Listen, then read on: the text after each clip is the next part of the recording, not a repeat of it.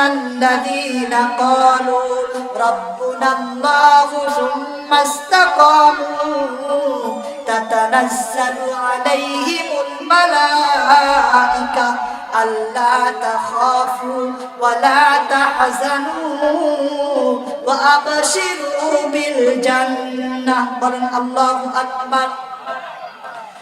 ইন্নাল্লাযীনা ক্বালু রাব্বুনাল্লাহ, নিশ্চয় যারা বলে আমাদের রব আল্লাহ, সুম্মা ইসতাকামু, এই আল্লাহর প্রতি ইস্তেকামত থাকে, অবিচল থাকে, দৃঢ় থাকে, মজবুত থাকে।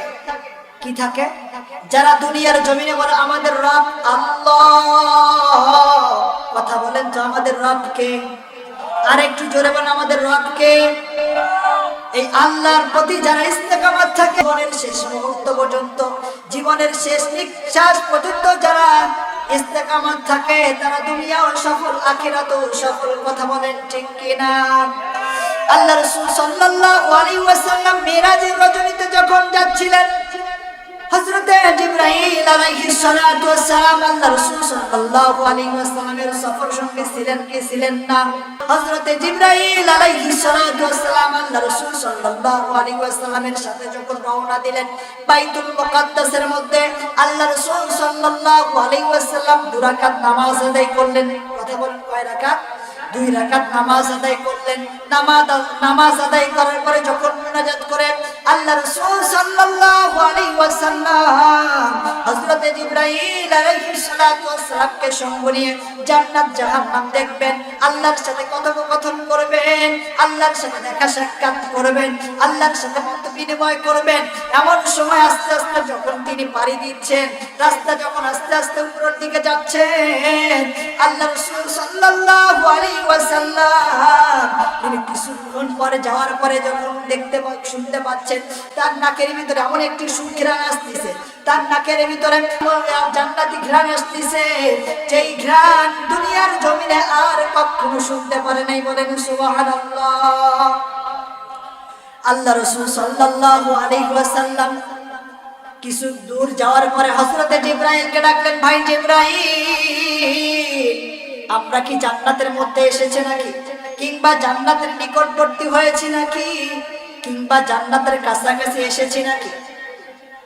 যেই জান্নাতের সুঘ্রাণ আমার নাকে আসতেছে, বলেন সুবহানাল্লাহ। আর একটু জোরে বলেন সুবহানাল্লাহ।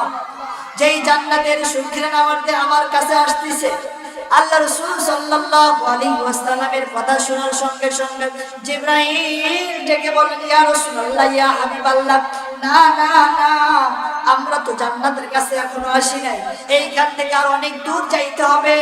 যাওয়ার পরে আমরা জান্নাত দেখবো, জাহান্নাম দেখবো, আল্লাহর সাথে কথোপকথন করবো। আল্লাহ রাসূল সাল্লাল্লাহু আলাইহি ওয়াসাল্লাম জিবরাইলকে বললেন, ভাই জিবরাইল, আমার নাকের মধ্যে যে সুঘ্রাণ আসতেছে, এই সুঘ্রাণটা কিসের? আমি তোমার কাছ থেকে জানতে চাই। জিবরাইল আলাইহিস সালাতু ওয়াস সালাম জানায়া দিলেন, ইয়া রাসূলুল্লাহ, ইয়া হাবিবাল্লাহ, এটা দুনিয়ার জমিনের একটি সুঘ্রাণ, এটা দুনিয়ার জমিনের এমন একটি ঘটনা, এটা দুনিয়ার জমিনের এমন একটি ঘটনা, যেই ঘটনাটা শুনলে হয়তো আপনি কান্না করে দেবেন। ঘটনাটা শোনার দরকার আছে না নাই?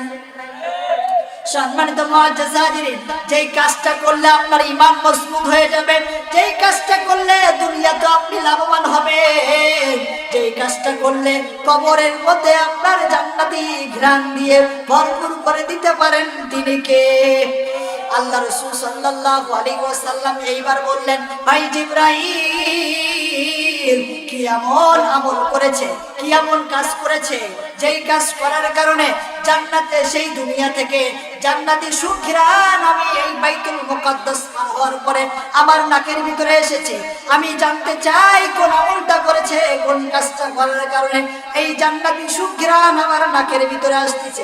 জিবরাইল আলাইহিস সালাতু ওয়াস সালাম বললেন, ইয়া রাসূলুল্লাহ, ইয়া হাবিবাল্লাহ, আপনার আগের যুগে একজন পয়গম্বর ছিলেন, যার নাম হচ্ছে মুসা কালিমুল্লাহ। বলেন তো কি নাম বললাম? মুসা কালিমুল্লাহ।